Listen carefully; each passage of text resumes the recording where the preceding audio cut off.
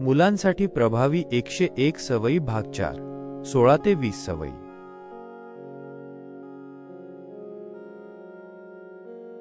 सवय क्रमांक 16 मुलांना वस्तूंचा भाव करायला सांगा।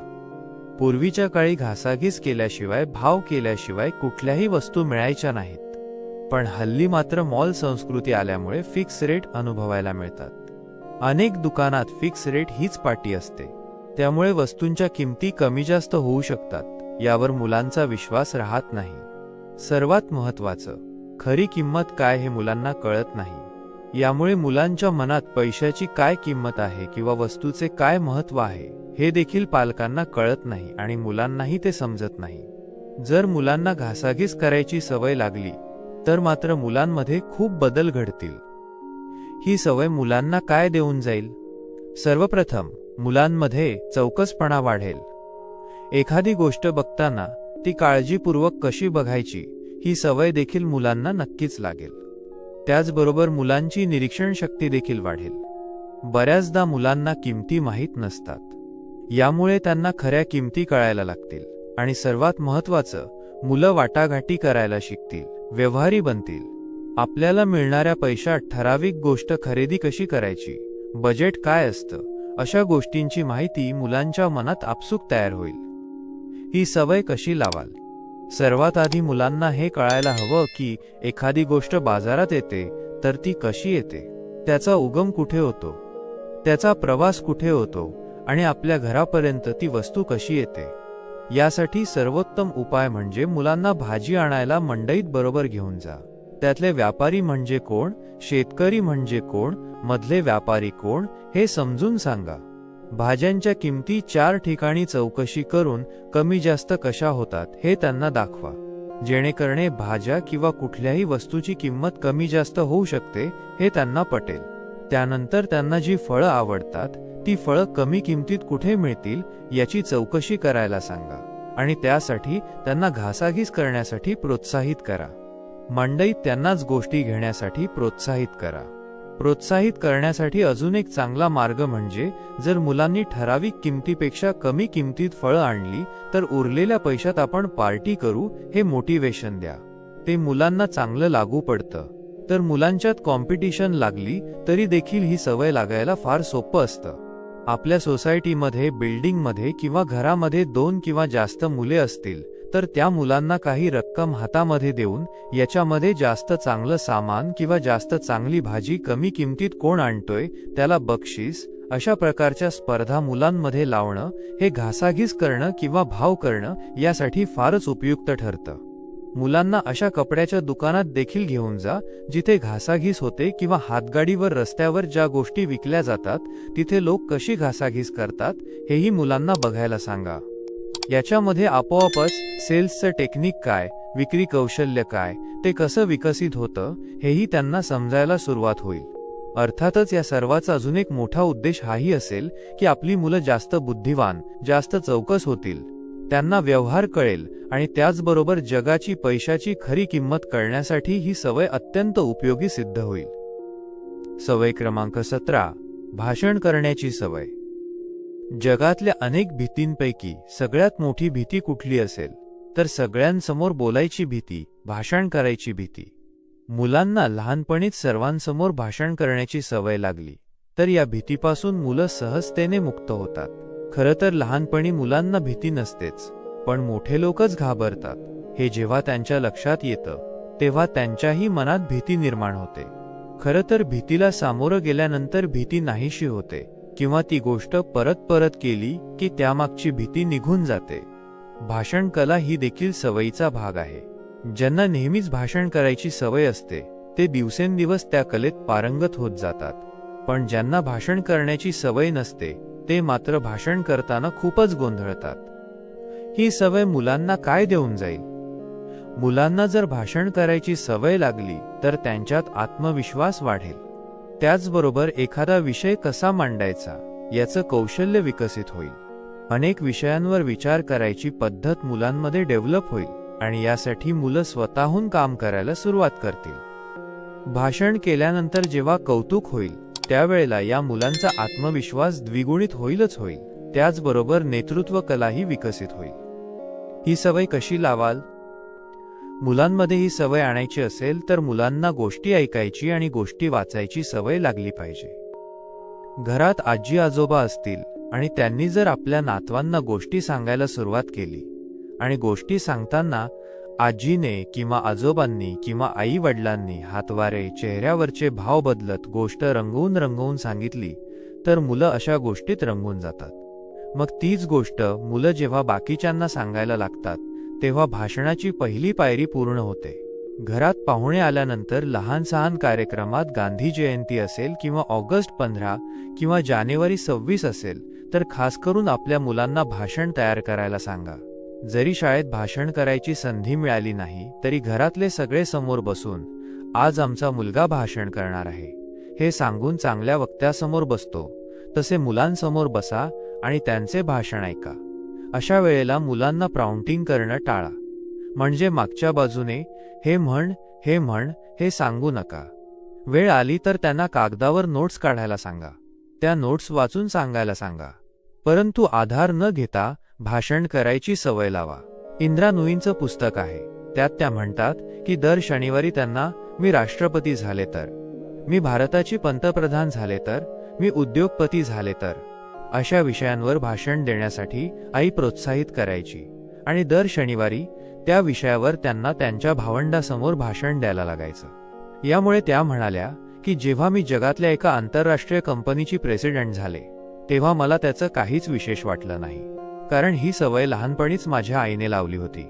या सवयीमुळे माझ्या मनात पक्क बसलं होतं की मी मोठं काम करण्यासाठी जन्माला आलेले आहे. भाषण करायची सवय ही फक्त भाषणानेच येते असं नाही. वर्तमानपत्रातील एखादी बातमी, एखादं पत्र वाचून दाखवणं, विनोद सांगणं हे जरी मुलांना करायला सांगितलं तरी मुलांमध्ये भाषण करायची सवय सहजतेने विकसित होते. सवय क्रमांक 18, झोपताना दात घासायची सवय. मुलांनाच काय, बहुतांश मोठ्यांना देखील रात्री झोपताना दात घासायची सवय नसते. सकाळी उठल्यावर जसे दात घासले जातात तसेच रात्री दात घासणे आवश्यक आहे. हे देखील अनेकांना माहिती नसते. आरोग्याच्या दृष्टीने अत्यंत महत्त्वाची असणारी ही सवय फक्त इतर कोणी रात्री दात घासत नाही म्हणून मी दात घासत नाही किंवा कंटाळा अशा कारणांमुळे मागे पडते. ही सवय मुलांना काय देऊन जाईल? दोनदा दात घासल्यामुळे मुलांचे दात स्वच्छ राहतील.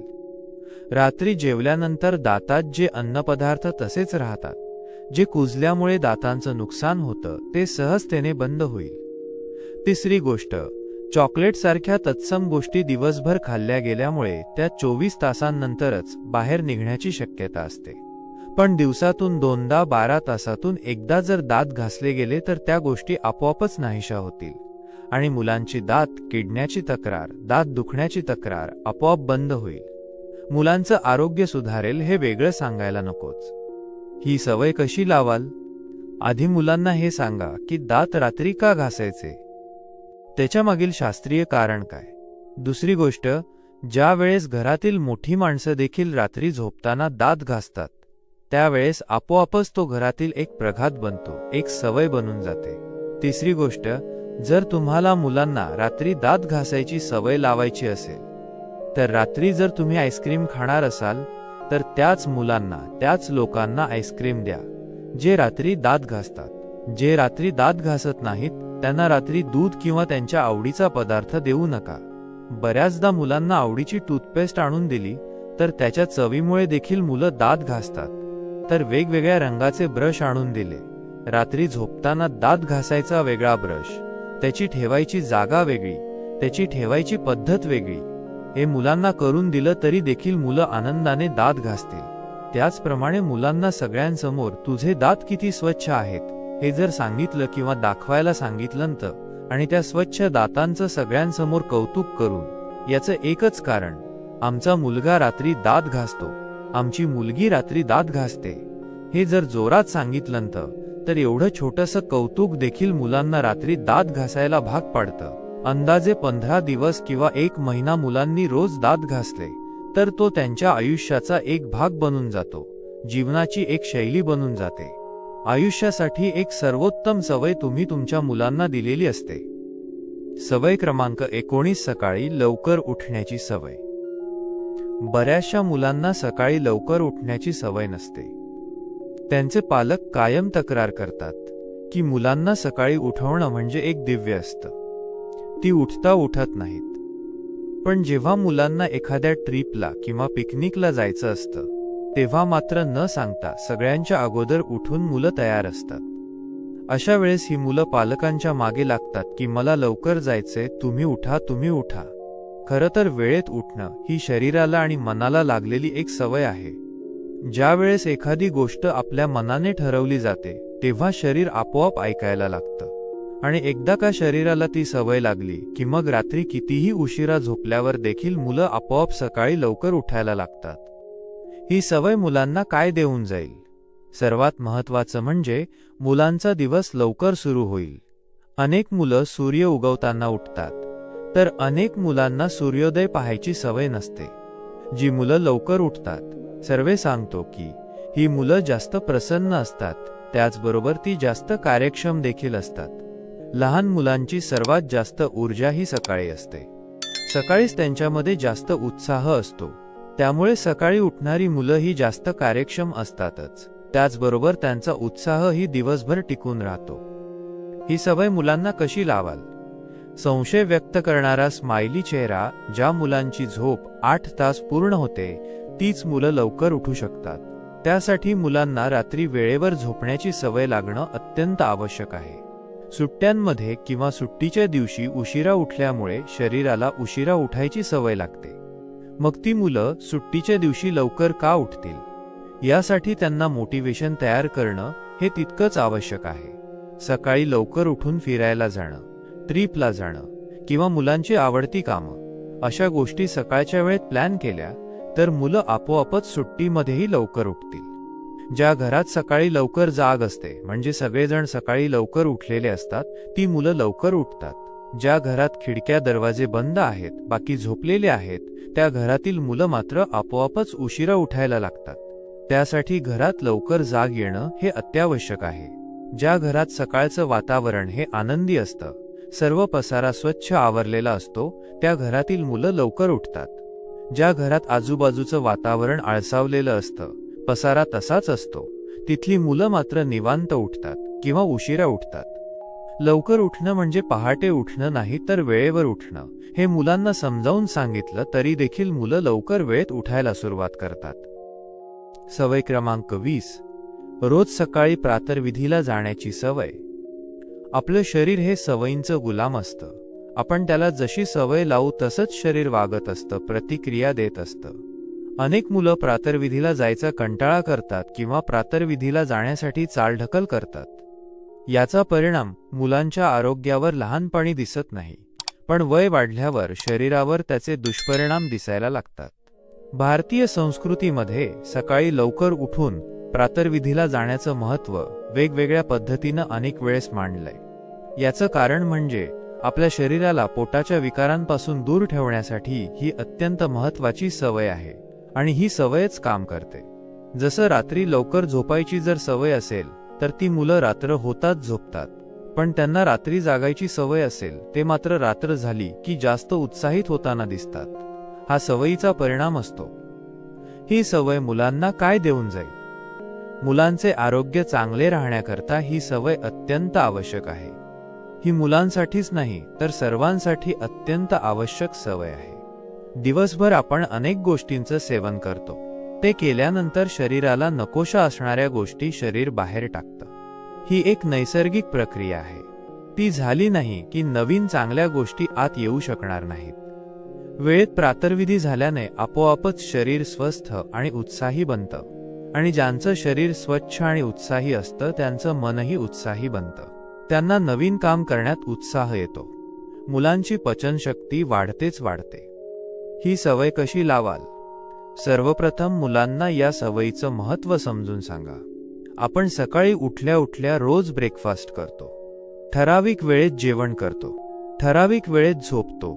तसंच ठराविक वेळेला प्रातर्विधी करणं हेही आवश्यक आहे. शरीराचं चक्र कसं चालतं, पचन कसं होतं हेही मुलांना समजून सांगा. त्यानंतर मुलं स्वतःहून प्रातर्विधीला जायला नाही म्हणायला लागली किंवा प्रातर्विधी होत नाही असं म्हणायला लागली, तर त्यांना ठराविक वेळेस फक्त जाऊन बसायला सांगा.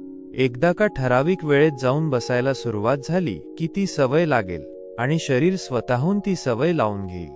ज्या मुलांमध्ये फारच अनियमितता आढळते अशा पालकांनी मुलांसाठी वैद्यकीय सल्ला घ्यायला काहीच हरकत नाही किंवा वैद्यकीय मदत घ्यायला काहीच हरकत नाही. एकदा सवय लागली की मग ती वैद्यकीय मदत आवश्यक नसते. परंतु जीवनाच्या अत्यंत महत्त्वाच्या सवयींपैकी एक सवय ही मुलांना लहानपणीच लागणं आवश्यक आहे. माहिती आवडली असेल तर वर्ष शेअर करा. अशाच प्रकारची नवनवीन माहिती रोज मिळवण्यासाठी आमच्या रायटिंग फॉरएव्हर या यूट्यूब चॅनलला अवश्य सबस्क्राईब करा. पुन्हा भेटू पुढच्या भागात. तोपर्यंत धन्यवाद.